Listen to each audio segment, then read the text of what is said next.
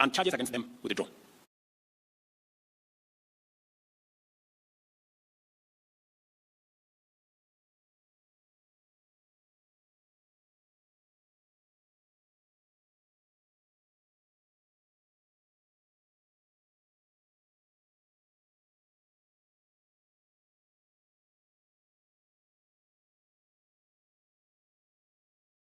Have been innocently caught up on the wrong side of things, and those not implicated in crimes be released and charges against them withdrawn.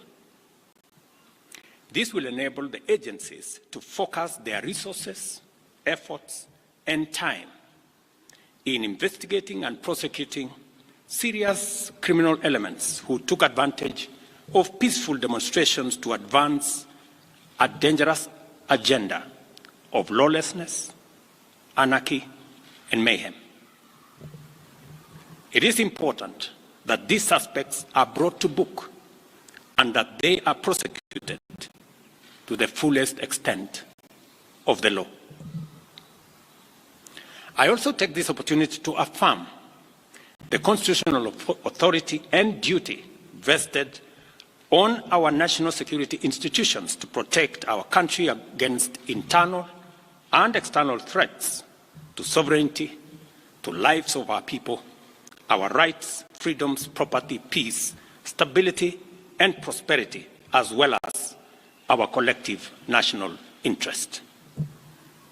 Consequently, I call on the National Police Service to use its mandate responsibly, professionally, and effectively in full compliance with the Constitution, with a view to promoting the national objectives of Article 238, 239, and 244 of our Constitution.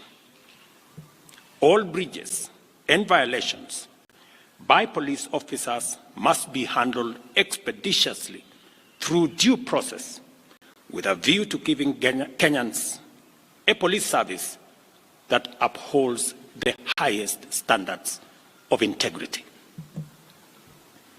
As citizens of this great nation, we all have a duty to balance our rights and responsibilities at all times, so that the legitimate exercise of our rights and freedoms does not undermine our broader aspirations to remain a civilized, democratic, and peaceful country governed under the rule of law and institutions of governance for the benefit of all of us. Over the last 1 month, the livelihoods and property of many innocent people have also been destroyed, plunging them into destitution and jeopardizing the welfare of their dependents. The government of Kenya will equally take measures to support these Kenyans on the path to recovery of their businesses. I direct the relevant ministries to obtain, verify, and provide accurate data to facilitate appropriate government action within the next 30 days. I want to give the people of Kenya an assurance that our government listens to them, and that for the last 1 month, I have led the government in engaging and listening to citizens from all walks of life as they express themselves in different forums and on various platforms. What has emerged as the foremost national concern requiring urgent and decisive action is the vexing matter of corruption and the non-negotiable desire for accountable leadership and integrity in governance. I have this to say to Kenyans. I have heard you, and I have heard you clearly. Consequently, the following measures shall be taken to accelerate progress to achieving the objectives stated by the people. Number one, I will be proposing amendments to the Evidence Act and the Criminal Procedure Code, among other necessary legislative amendments to all statutes relating to corruption, to expedite investigations and prosecution of corruption and economic crimes cases, and provide for their conclusion within 6 months. We shall also be proposing amendments to the Witness Protection Act to overhaul the statutory and institutional framework to protect and incentivize whistleblowers and enhance witness protection, making it easier and safer for citizens to come forward and report corruption as well as other criminal activities.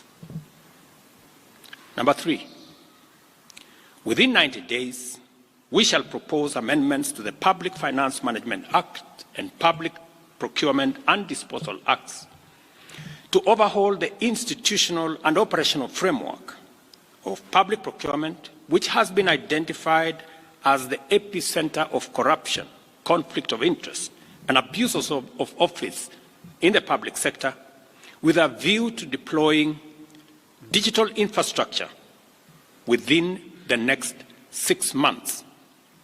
The aim of this measure is to provide an open and transparent public procurement platform which gives open, real-time, and end-to-end public visibility of public procurement from advertisement to award of contract, and to whom it is awarded and what amount the people of Kenya will pay. Number 4,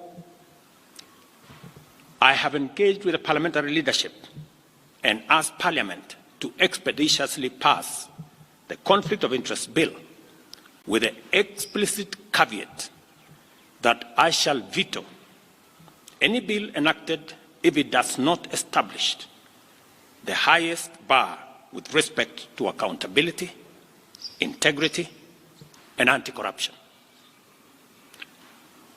I will make full use of the power given to me under Article 115 of the Constitution to make sure that the bill meets the appropriate standards set out in the original bill.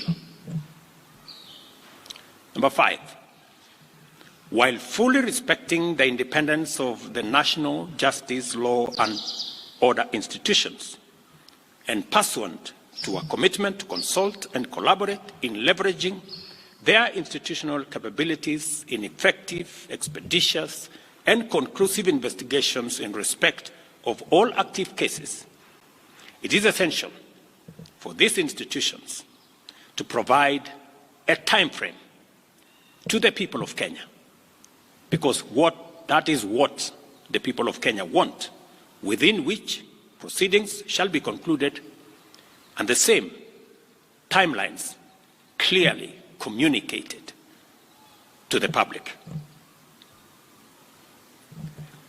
Number 6, about 400 billion shillings is spent on tax expenditure every year, especially on VAT refunds, a process that is largely opaque and with limited accountability.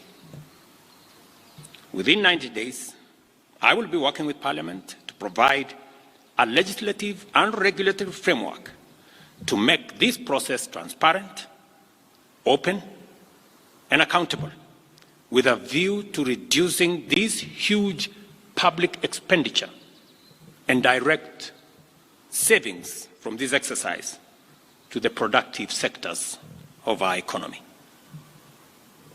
This is going to be a very important exercise of engaging Parliament in consultations with the people as to whether it is right for us to spend 400 billion Kenya shillings every year collected from the people of Kenya to pay a few companies on matters of VAT refund.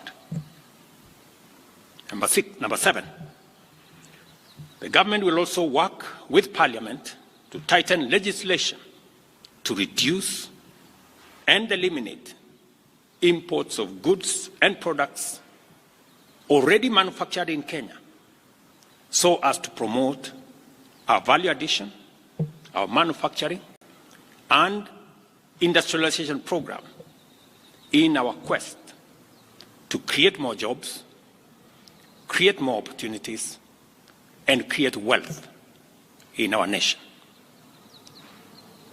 We must have a national conversation as to whether we want to be a supermarket for products from other countries, or we want to produce products that we already have manufacturing capacity in Kenya.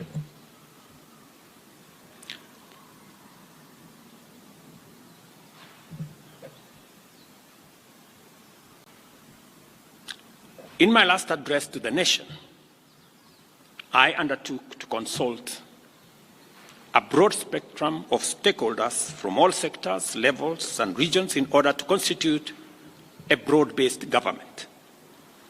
In line with this undertaking, I will be forwarding additional names to Parliament for vetting prior to appointment based on the understanding of the Cabinet's essential role in driving the transformational agenda that makes Kenya a better, more just, and more prosperous nation for all of us. Once constituted, the new cabinet will steward our transformation agenda that is already in place in providing effective and efficient public services, expanding opportunities for employment and wealth creation, and creating a tide that lifts every boat. Our collective ambition is to turbocharge the performance of our economy to achieve our universal health coverage, which ensures that no one is left behind or impoverished on account of healthcare costs. Also offer an equitably funded education system which looks out for learners from vulnerable backgrounds and ensure that Kenyans from all walks of life live in safe and dignified housing through our affordable housing program. Additionally, our transformation agenda commits to provide reliable clean water, last-mile connectivity of electricity, and to secure more business opportunities for enterprises and employment opportunities for our young people, both here at home and abroad. Our explicit aim is to transform Kenya into a middle-income society, and it is essential for us to urgently mobilize adequate resources to fund these necessary programs and projects.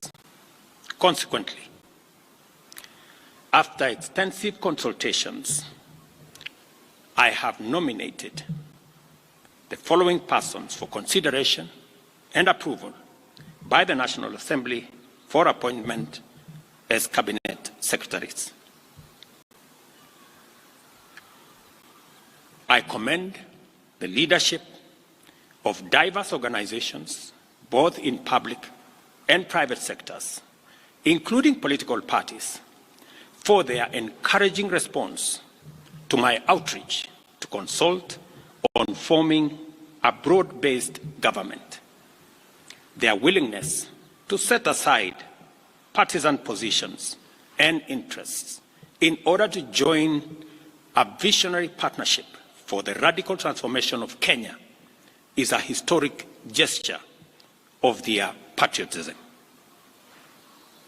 I know and I understand acutely the huge expectation of the people of Kenya on me and this administration.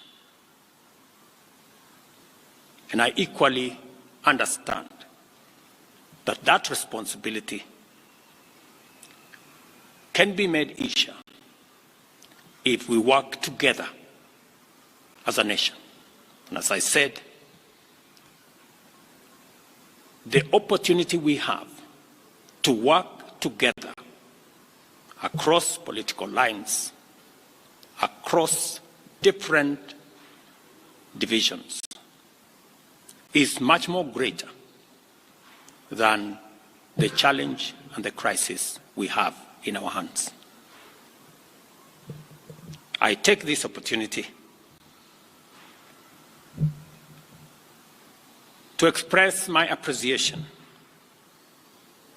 for their commitment and reiterate my pledge to engage alongside them in a national conversation that is inclusive, citizen-centered, and aimed at consolidating and accelerating the actualization of inclusive growth and national transformation.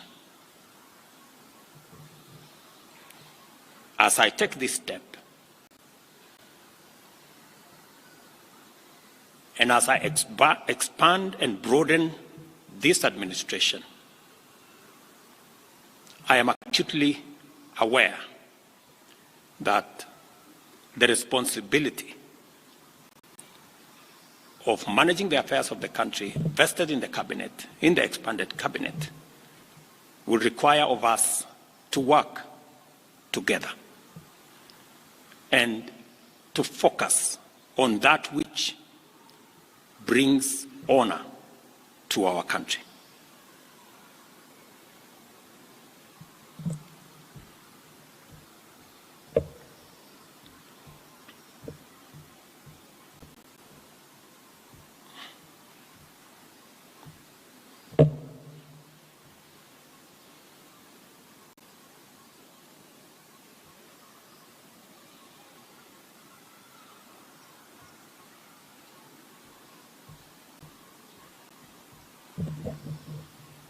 I will shortly give you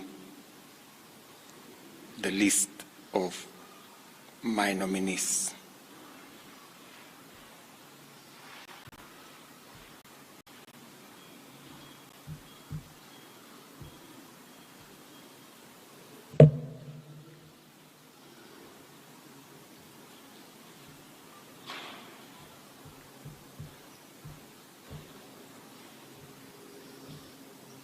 Just hold your horses.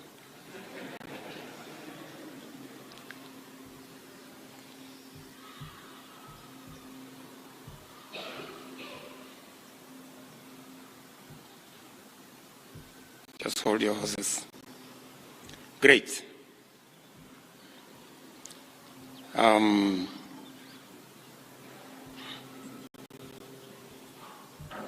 Oops. That's the old list again.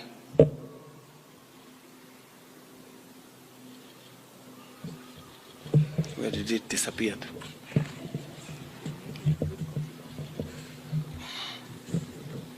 I think this is the problem of making it very confidential and not allowing many people to have a look at it. As you're all aware, the list I sent to the National Assembly, I have since amended so that Roslinda Soipan-Tuya now goes to the Ministry of Defense. The Honorable Aden Bare-Duale moves to Environment, Climate Change, and Forestry. I have now forwarded the name of John Mbadi Ngongo to the Ministry of National Treasury and Economic Planning. Salim Mvuria Mgala, Ministry of Investment, Trade and Industry. Ms. Rebecca Miano, Ministry of Tourism and Wildlife. The Honorable James Opio Wandai, Ministry of Energy and Petroleum. The Honorable Onesmus Kipchumba Murkomen, Ministry of Youth Affairs, Creative Economy and Sports. The Honorable Hassan Ali Joho, Ministry of Mining, Blue Economy, and Maritime Affairs, the Honorable Dr. Alfred Nganga Mutua, Ministry of Labor and Social Protection, the Honorable Wycliffe Ambetsa Oparanya, Ministry of Cooperatives and Micro, Small and Medium Enterprise Development, the Honorable Justin Bidan Njoka Muturi, Ministry of Public Service and Human Capital Development, Madam Stella Soy Langat, Ministry of Gender, Culture, Arts and Heritage.